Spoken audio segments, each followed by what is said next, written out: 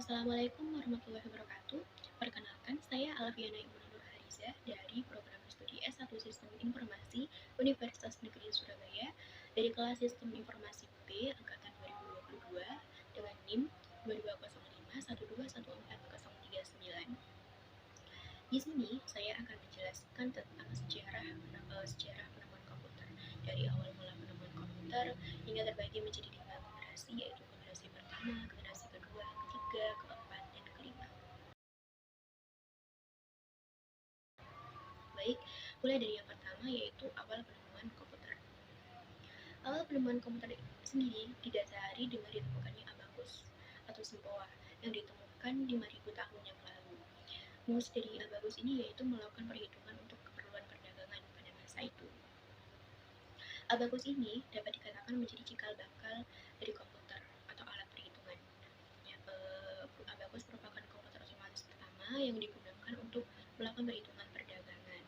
Namun, seiring dengan hadirnya kertas dan juga alat tulis lainnya di Eropa, abacus menjadi berkurang kepopulerannya.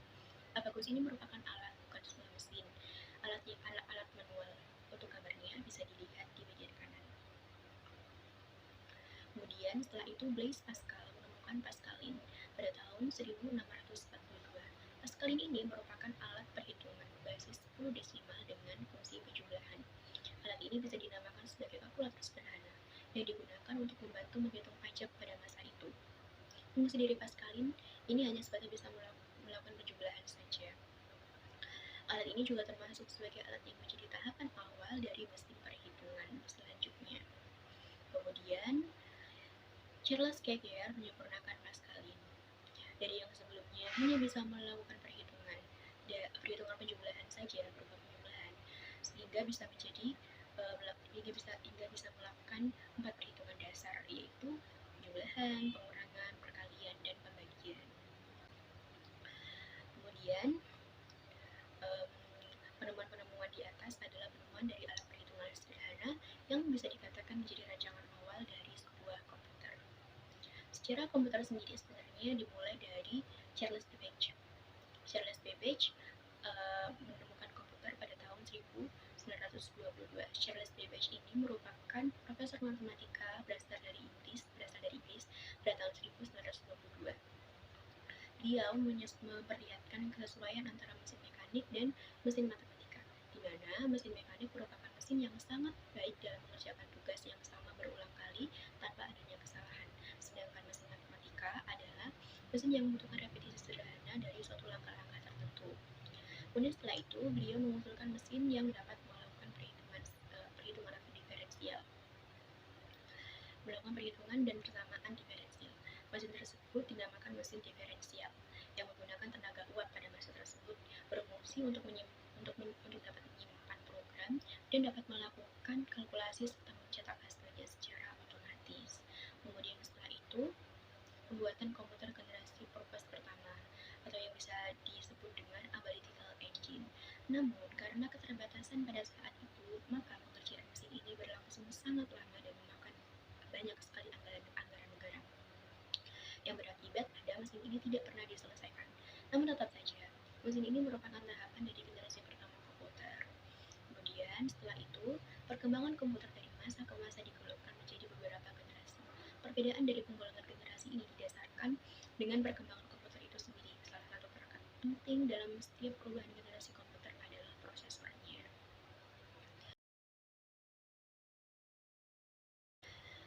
Baik, kemudian kita berlanjut pada generasi komputer yang pertama, yaitu komputer generasi pertama.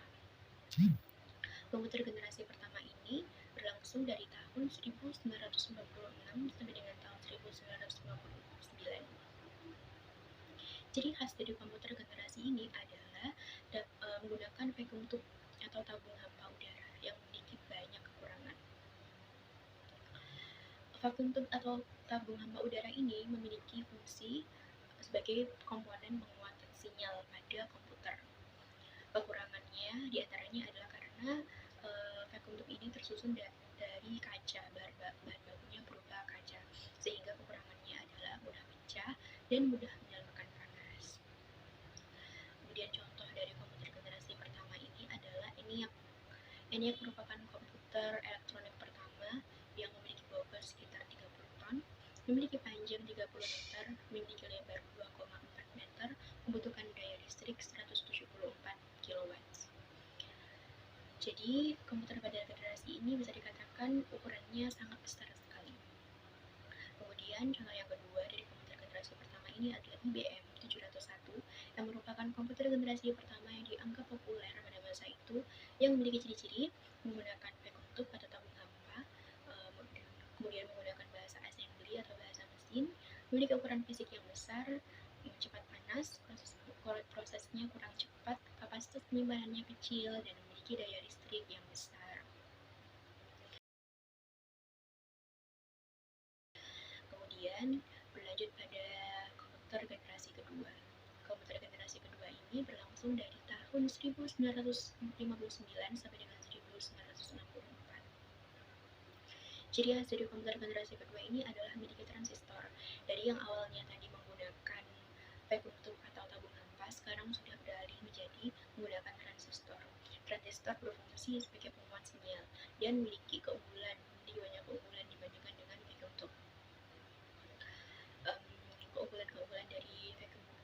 Keunggulan dari transistor ini diantaranya adalah tidak mudah pecah dan tidak menyalurkan panas. Dengan demikian, komputer akan semakin memiliki ukuran yang lebih kecil dan minimalis dibandingkan dengan komputer pada generasi sebelumnya.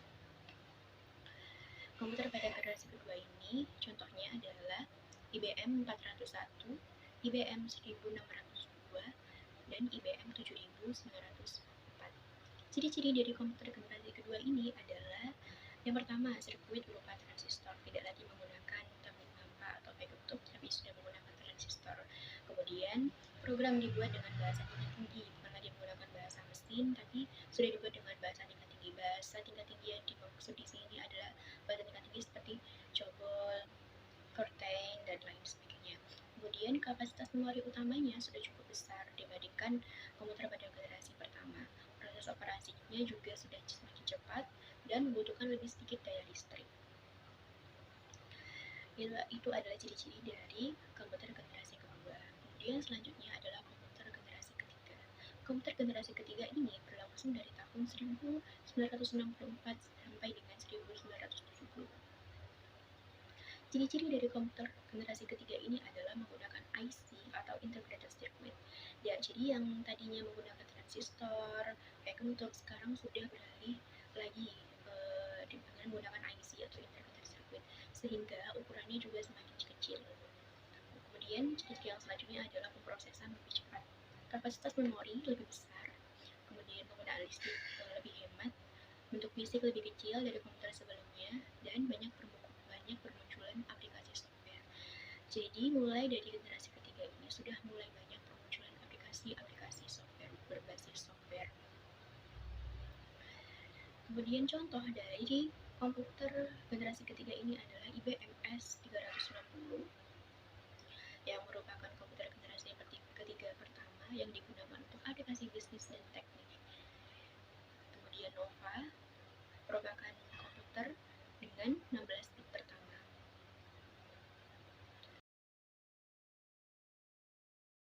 Kemudian selanjutnya adalah komputer pada generasi keempat. Komputer pada generasi keempat ini berlangsung dari tahun 1970 sampai dengan 1990. Pada komputer generasi keempat, ciri dari komputer generasi keempat ini adalah komponennya sudah menggunakan ribu-ribu IC yang dijadikan dalam sebuah chip. Jadi dalam satu chip itu sudah berisi ribu-ribu IC. Jadi bisa dibayangkan dari yang komputer generasi pertama yang menggunakan IC circuit, IC atau integrated circuit, kemudian pada generasi keempat sudah menggunakan ribu-ribu sirkuit dalam satu chip. Bisa dibayangkan perbedaan ukurannya akan jauh lebih kecil. Dan sudah dikembangkan mikroprosesor dan semikonduktor pada generasi ini. Chip yang ada pada komputer generasi keempat ini disebut juga dengan LSI atau Large Scale Integration, atau disebut juga dengan Bipolar Large Scale Integration atau VLSI. Dan mikroprosesor semikonduktor itu juga berbentuk sebuah chip untuk memori komputer. Kemudian contoh dari komputer generasi keempat ini ada beberapa Yang pertama yaitu IBM 370, AMD K6 300, AMD K6 3D, kemudian Pentium 2. Pada komputer generasi keempat ini sudah menggunakan sistem operasi Windows yang pertama. Jadi operasi Windows sudah mulai ada dan sudah mulai digunakan pada komputer generasi keempat. Kemudian yang selanjutnya adalah komputer generasi kelima, mulai dari tahun 1990 sampai dengan sekarang. Perkembangan komputer pada generasi kelima ini bisa dikatakan sangat cepat dan sangat mudah berkembang, dimulai dari tahun 1990 sampai dengan sekarang yang sudah semakin canggih. Dan ciri-ciri dari komputer generasi kelima adalah pengembangan chip dari LSI atau Large Scale Integration atau VLSI menjadi FLSI atau Very Large Scale Integration. Kemudian yang kedua, memiliki ukuran yang lebih kecil, yang jauh lebih kecil dari komputer generasi keempat, dan memiliki berat yang lebih ringan. Kemudian yang terakhir adalah memiliki perkembangan software yang jauh lebih kompleks. Kemudian ini adalah contoh dari komputer generasi kelima. Ada beberapa contoh, diantaranya adalah Matchbook, Corebook, Ultrabook, atau komputer yang sedang Anda sekalian gunakan di rumah. Bisa jadi komputer tersebut adalah komputer dari generasi 5 atau generasi sekarang.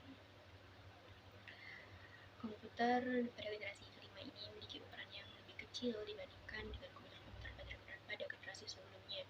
Juga memiliki perkembangan software yang jauh lebih kompleks dan sangat berguna untuk menyelesaikan pekerjaan sehari-hari.